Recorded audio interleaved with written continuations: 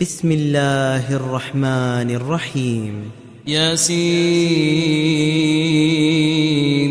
والقرآن الحكيم إنك لمن المرسلين على صراط مستقيم تنزيل العزيز الرحيم لتنذر قوما ما أنذر آباؤهم فهم غافلون لقد حق القول على أكثرهم فهم لا يؤمنون إنا جعلنا في أعناقهم أغلالا فهي إلى الأذقان فهم مقمحون وجعلنا من بين أيديهم سدا ومن خلفهم سدا فأغشيناهم فهم لا يبصرون وسواء عليهم أأنذرتهم أم لم تنذرهم لا يؤمنون إنما تنذر من اتبع الذكر وخشي الرحمن بالغيب فبشره بمغفرة وأجر كريم إنا نحن نحيي الموتى ونكتب ما قدموا وآثارهم وكل شيء أحصيناه في إمام مبين واضرب لهم مثلا أصحاب القرية إذ جاءها المرسلون إذ أرسلنا إليهم اثنين فكذبوهما فعززنا بثالث فقالوا إنا إليكم مرسلون قالوا ما أنتم إلا بشر مثلنا وما أنزل الرحمن من شيء إن أنتم إلا تكذبون قالوا ربنا يعلم إنا إليكم لمرسلون وما علينا إلا البلاغ المبين قالوا إنا تطيرنا بكم لئن لم تنتهوا لنرجمنكم وليمسنكم منا عذاب أليم قالوا طائركم معكم أئن ذكرتم بل أنتم قوم مسرفون وجاء من أقصى المدينة رجل يسعى قال يا قوم اتبعوا المرسلين اتبعوا من لا يسألكم أجرا وهم مهتدون وما لي لا أعبد الذي فطرني وإليه ترجعون أأتخذ من دونه آلهة إن يردني الرحمن بضر لا تغن عني شفاعتهم شيئا ولا ينقذون إني إذا لفي ضلال مبين إني آمنت بربكم فاسمعون قيل ادخل الجنة قال يا ليت قومي يعلمون بما غفر لي ربي وجعلني من المكرمين وما أنزلنا على قومه من بعده من جند من السماء وما كنا منزلين إن كانت إلا صيحة واحدة فإذا هم خامدون يا حسرة على العباد ما يأتيهم من رسول إلا كانوا به يستهزئون ألم يروا كم أهلكنا قبلهم من القرون أنهم إليهم لا يرجعون وإن كل لما جميع لدينا محضرون وآية لهم الأرض الميتة أحييناها وأخرجنا منها حبا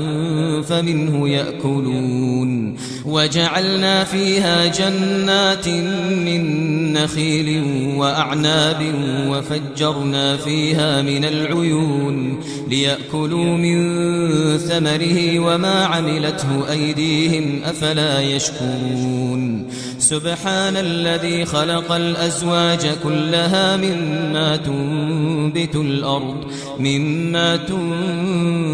الأرض ومن أنفسهم ومما لا يعلمون وآية لهم الليل نسلخ منه النهار فإذا هم مظلمون والشمس تجري لمستقر لها ذلك تقدير العزيز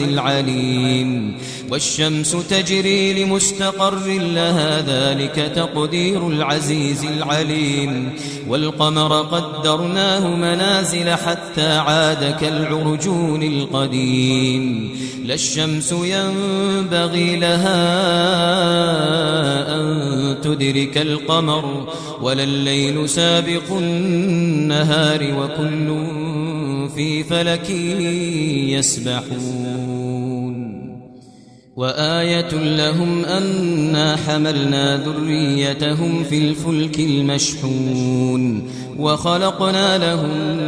من مثله ما يركبون وإن نشأ نغرقهم فلا صريخ لهم ولا هم ينقذون إلا رحمة منا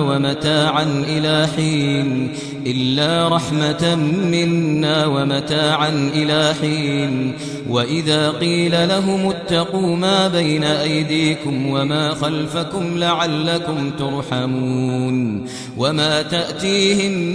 من آية من آيات ربهم إلا كانوا عنها معرضين وإذا قيل لهم أنفقوا مما رزقكم الله قال الذين كفروا للذين آمنوا أنطعم من لو يشاء الله أطعمه إن أنتم إلا في ضلال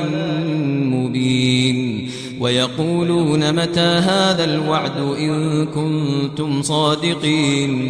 ويقولون متى هذا الوعد إن كنتم صادقين ما ينظرون إلا صيحة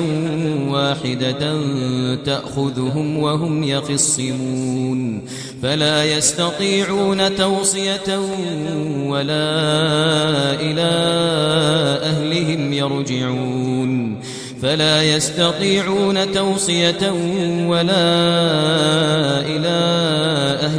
يرجعون ونفخ في الصور فإذا هم من الأجداث إلى ربهم ينسلون قالوا يا ويلنا من بعثنا من مرقدنا هذا ما وعد الرحمن وصدق المرسلون إن كانت إلا صيحة واحدة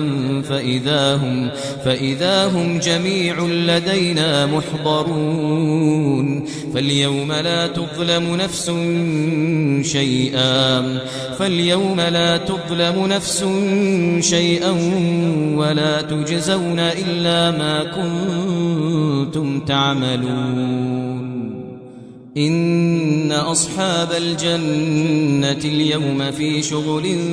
فاكهون هم وأزواجهم في ظلال على الأرائك متكئون لهم فيها فاكهة ولهم ما يدعون سلام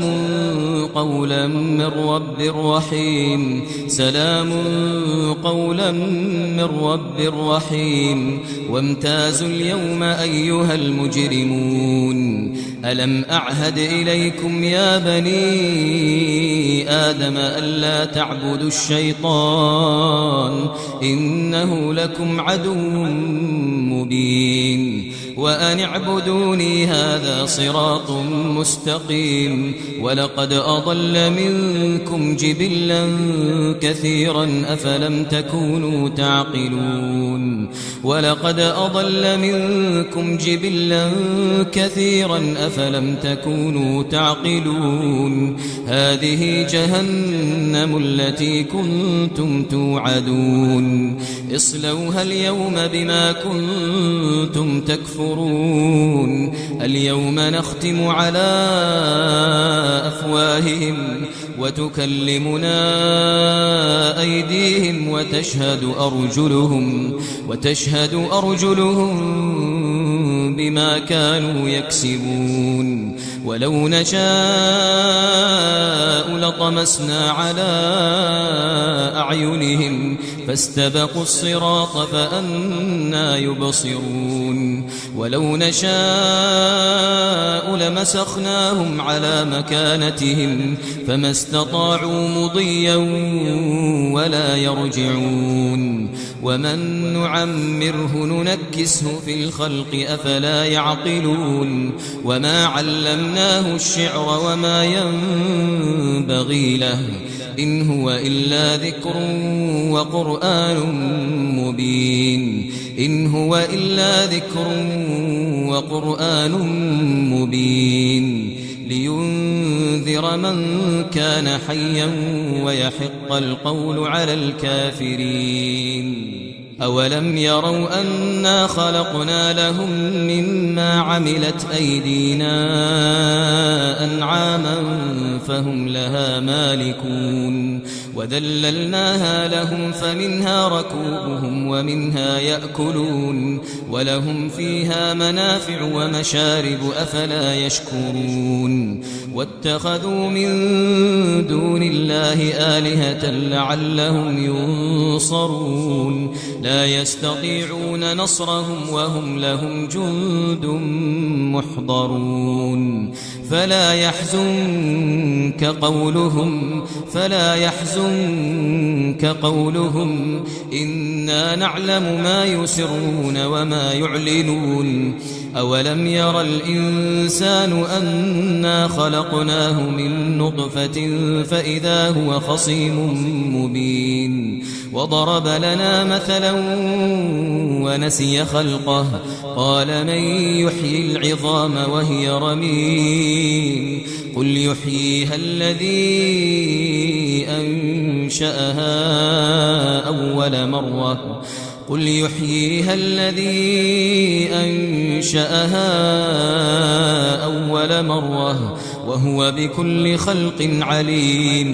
وهو بكل خلق عليم الذي جعل لكم من الشجر الأخضر نارا فإذا أنتم منه توقدون أوليس الذي خلق السماوات والأرض بقادر على أن يخلق مثلهم بلى وهو الخلاق العليم إنما أمره إذا أراد شيئا أن يقول له كن فيكون فسبحان الذي بيده ملكوت كل شيء وإليه ترجعون بسم الله الرحمن الرحيم الرحمن علم القرآن خلق الإنسان علمه البيان الشمس والقمر بحسبان والنجم والشجر يسجدان والسماء رفعها ووضع الميزان ألا تطغوا في الميزان وأقيموا الوزن بالقسط ولا تخسروا الميزان والأرض وضعها للأنام فيها فاكهة والنخل ذات الأكمام والحب ذو العصف والريحان فبأي آلاء ربكما تكذبان خلق الإنسان من صلصال كالفخار وخلق الجان من مارج من نار فبأي آلاء ربكما تكذبان رب المشرقين ورب المغربين فبأي آلاء ربكما تكذبان مرج البحرين يلتقيان بينهما برزخ لا يبغيان فبأي آلاء ربكما تكذبان يخرج منهما اللؤلؤ والمرجان فبأي آلاء ربكما تكذبان وله الجوار المنشآت في البحر كالأعلام فبأي آلاء ربكما تكذبان كل من عليها فان ويبقى وجه ربك ذو الجلال والإكرام فبأي آلاء ربكما تكذبان يسأله من في السماوات والأرض كل يوم هو في شأن فبأي آلاء ربكما تكذبان سنفرغ لكم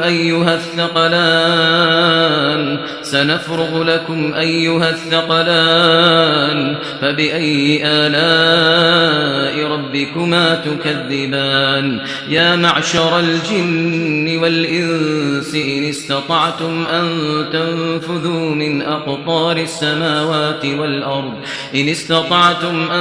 تنفذوا من أقطار السماوات والأرض فانفذوا لا تنفذون إلا بسلطان فبأي آلاء ربكما تكذبان يرسل عليكما شواظ من نار ونحاس فلا تنتصران فبأي آلاء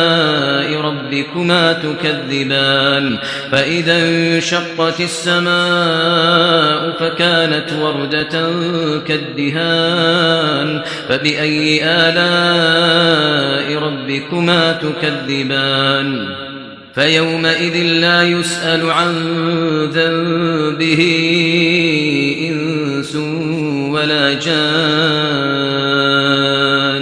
فبأي آلاء ربكما تكذبان يعرف المجرمون بسيماهم فيؤخذ بالنواصي والأقدام فبأي آلاء ربكما تكذبان هذه جهنم التي يكذب بها المجرمون يطوفون بينها وبين حميم آن فبأي آلاء ربكما تكذبان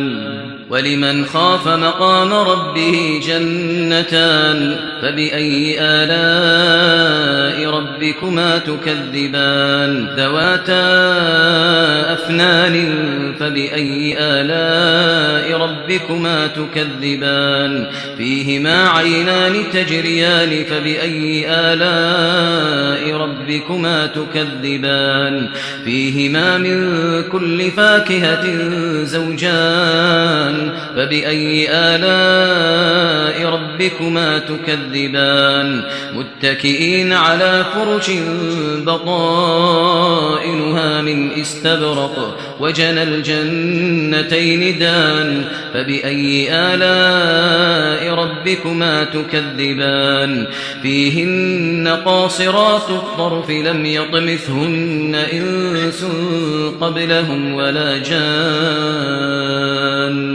فبأي آلاء ربكما تكذبان كأنهن الياقوت والمرجان فبأي آلاء ربكما تكذبان هل جزاء الإحسان إلا الإحسان فبأي آلاء ربكما تكذبان ومن دونهما جنتان فبأي آلاء ربكما تكذبان مدهامتان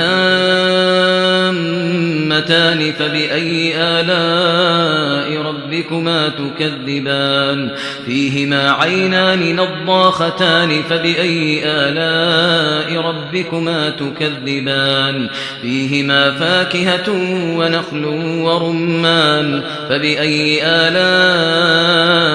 ربكما تكذبان فيهن خيرات حسان فبأي آلاء ربكما تكذبان حور مقصورات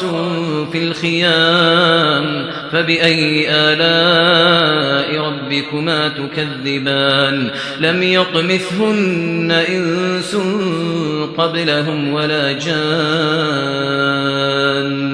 فبأي آلاء ربكما تكذبان متكئين على رفرف خضر وعبقري حسان فبأي آلاء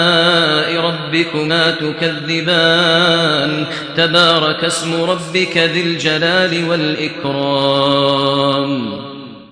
بسم الله الرحمن الرحيم إذا وقعت الواقعة ليس لوقعتها كاذبة خافضة رافعة إذا رجت الأرض رجا وبست الجبال بسا فكانت هباء منبثا وكنتم أزواجا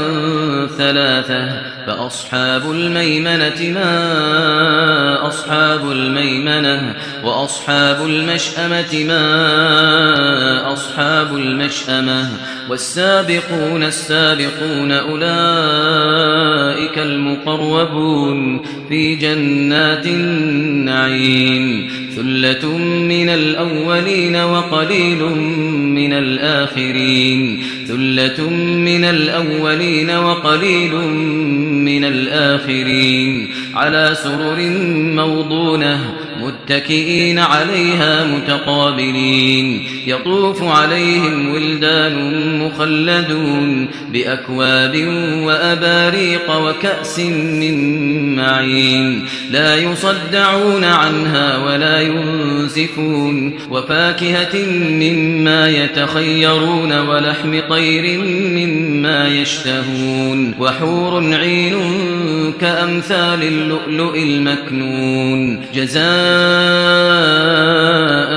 بما كانوا يعملون جزاء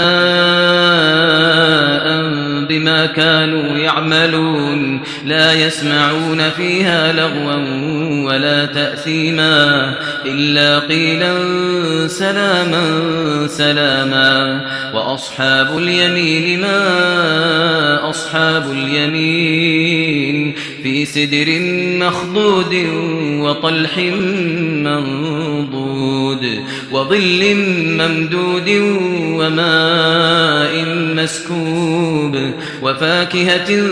كثيرة لا مقطوعة ولا ممنوعة وفرش مرفوعة إنا أنشأناهن إنشاء فجعلناهن أبكارا عربا أترابا لأصحاب اليمين ثلة من الأولين وثلة من الآخرين وأصحاب الشمال ما أصحاب الشمال في سموم وحميم في سموم وحميم وظل من يحموم لا بارد ولا كريم إنهم كانوا قبل ذلك مترفين وكانوا يصرون على الحنث العظيم وكانوا يقولون أئذا متنا وكنا ترابا وعظاما أئنا لمبعوثون أو آباؤنا الأولون قل إن الأولين والآخرين لمجموعون تجمعون قل إن الأولين والآخرين لمجموعون إلى ميقات يوم معلوم ثم إنكم أيها الضالون المكذبون لآكلون من شجر من زقوم فمالئون منها البطون فشاربون عليه من الحميم فشاربون شرب الهيم هذا نزلهم يوم الدين نحن خلقناكم فلولا تصدقون أفرأيتم ما تمنون أأنتم تخلقونه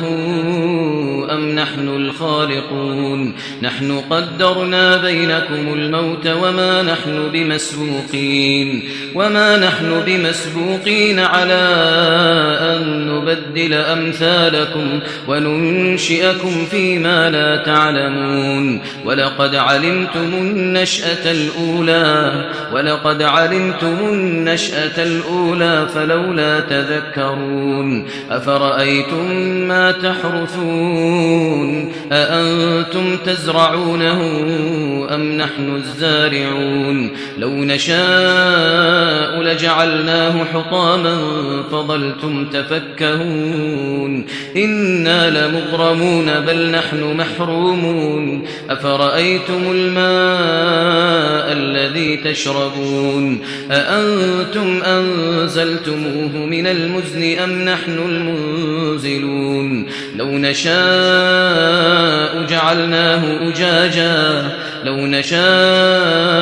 جعلناه أجاجا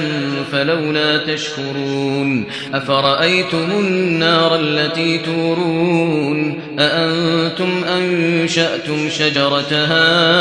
أم نحن المنشئون نحن جعلناها تذكرة ومتاعا للمقوين فسبح باسم ربك العظيم فلا أقسم بمواقع النجوم وإنه لقسم لو تعلمون عظيم إنه لقرآن كريم في كتاب مكنون لا يمسه إلا المطهرون تنزيل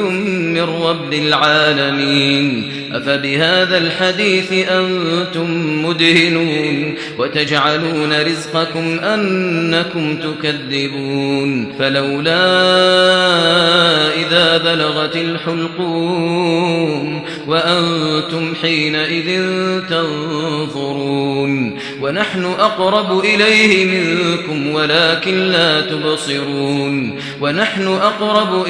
منكم ولكن لا تبصرون فلولا إن كنتم غير مدينين ترجعونها إن كنتم صادقين فأما إن كان من المقربين فروح وريحان وجنة نعيم وأما إن كان من أصحاب اليمين فسلام لك من أصحاب اليمين وأما إن كان من المكذبين الضالين فنزل من حميم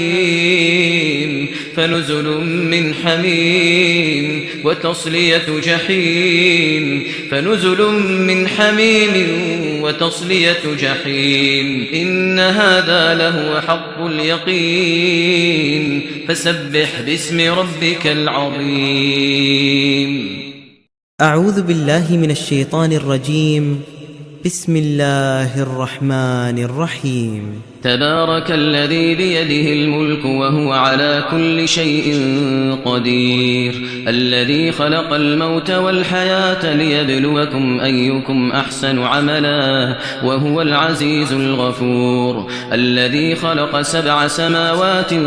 طباقا ما ترى في خلق الرحمن من تفاوت فارجع البصر هل ترى من فطور ثم ارجع البصر كرتين ينقلب إليك البصر خاسئا وهو حسير ولقد زينا السماء الدنيا بمصابيح وجعلناها رجوما للشياطين وأعتدنا لهم عذاب السعير وللذين كفروا بربهم عذاب جهنم وبئس المصير إذا ألقوا فيها سمعوا لها شهيقا وهي تفور تكاد تميز من الغيظ كلما ألقي فيها فوج سألهم خزنتها ألم يأتكم نذير قالوا بلى قد جاءنا نذير فكذبنا وقلنا ما نزل الله من شيء إن أنتم إلا في ضلال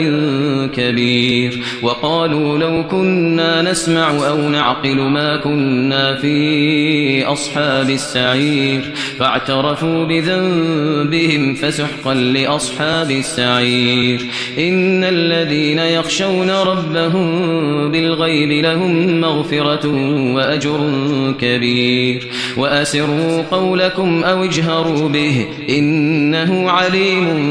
بذات الصدور ألا يعلم من خلق وهو اللطيف الخبير هو الذي جعل لكم الأرض ذلولا